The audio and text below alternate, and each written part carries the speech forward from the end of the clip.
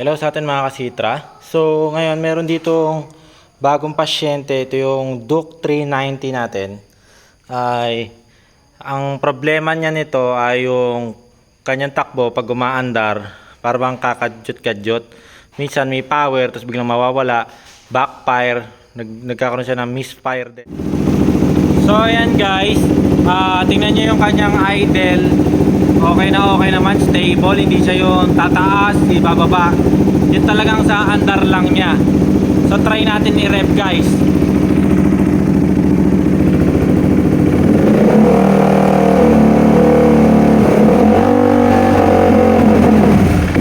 Ayun o, ayaw. Parang ano yung kuryente niya, nagpuputol-putol o.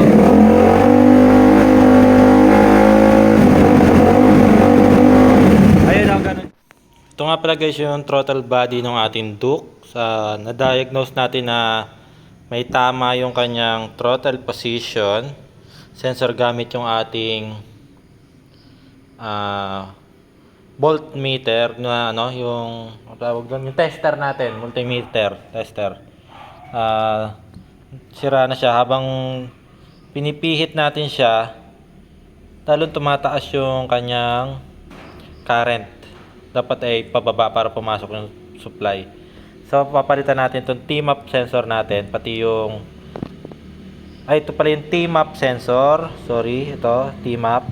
Ito yung T-pose throttle position sensor. Ayan. Nag-blink ng 6 short blink sa check engine natin. So ito talaga yung sensor natin. So ito na yung piyesa natin. Ito siya. Dumating na. Ayan. Ito naman yung sa T-map. Ayan.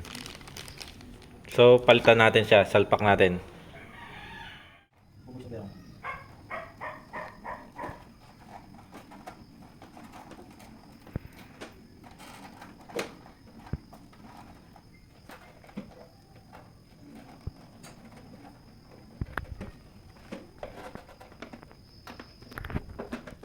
Guys, ready? 1 minute guys. Ganun lang natin siya.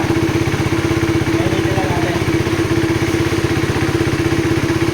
So after natin guys napainit yung engine, na hindi na nakita yung napakita yung video dito na tinatakbo na siya. Okay na siya.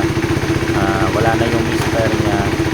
Tapos yung pag-angkada niya, wala na yung parang nalulunod na parang nakadisip. So yung throttle